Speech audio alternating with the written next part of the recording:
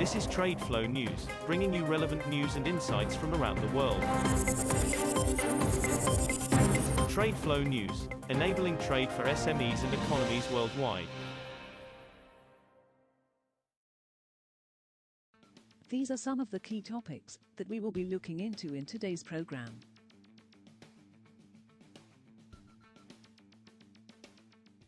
First, let's take a look at the overnight headlines which are impacting the commodity markets. Saudi Arabia's crude oil exports hit a 7-month high in September, data from the Joint Organizations Data Initiative showed on Wednesday. Crude exports from the world's largest oil exporter increased to 6.460 million barrels per day, BPD, slightly higher than August's 6.407 million barrels of oil per day, and their highest level since February. Saudi Arabia's crude output, meanwhile, touched a nearly 2.5-year peak of 9.966 million barrels of oil per day in September, its highest since April 2023. Output in August stood at 9.722 million barrels of oil per day. Oil prices fell sharply on Wednesday after a report of a U.S. proposal to end the Russian war in Ukraine and as oversupply concerns continued to weigh on prices. Brent crude futures fell $1.72, or 2.65%, to $63.17 a barrel by 14:21 GMT after gaining 1.1% the previous session. U.S. West Texas Intermediate crude futures were down $1.65, or 2.72%, at $59.09 after rising by 1.4% on Tuesday. Ukraine has received signals about a set of U.S. proposals to end the war, which Washington has discussed with Russia, a senior Ukrainian official told Reuters on Wednesday. Moving on to the top news in the energy sector. Crude oil production from Alaska is forecast to reach 477,000 barrels per day, BPD, in 2026, the highest since 2018, the U.S. Energy Information Administration, EIA, said in its latest short-term energy outlook on Wednesday.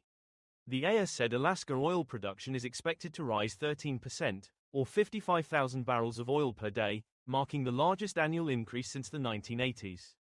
The growth is being driven by two projects on the North Slope.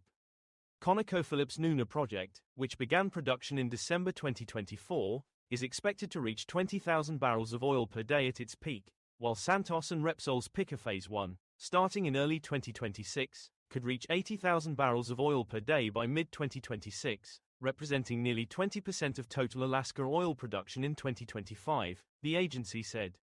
Slovakia is considering suing the EU over its plans to stop the delivery of Russian gas supplies from 2028 as a result of its war in Ukraine, Prime Minister Robert Fico said on Wednesday. Slovakia and Hungary have been sharply critical of the EU executive's plans to phase out Russian energy, with both still highly reliant on gas and oil supplies from Moscow and fearful that more costly alternatives will damage their economies.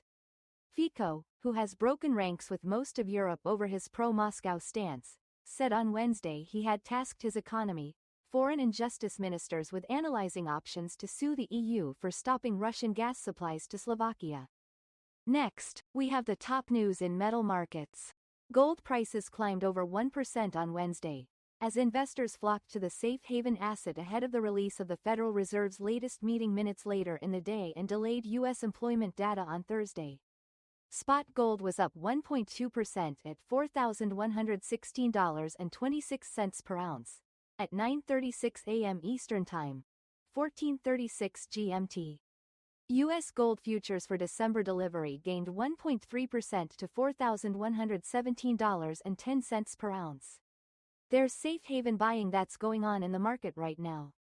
The job numbers that have come out have been a little softer, and there are jitters in the equity markets, said RJO futures market strategist Bob Haberkern.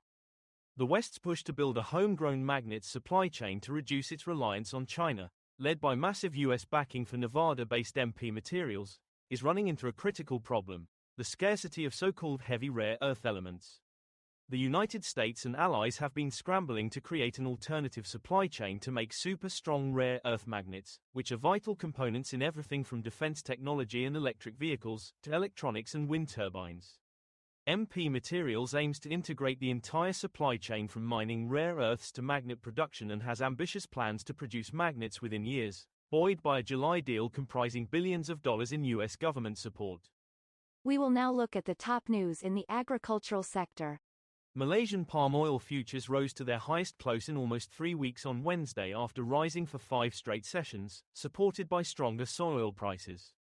The benchmark palm oil contract for January delivery on the Bursa Malaysia Derivatives Exchange gained 17 ringgit, or 0.4%, to 4,226 ringgit, $1,018.80, a metric ton at the close.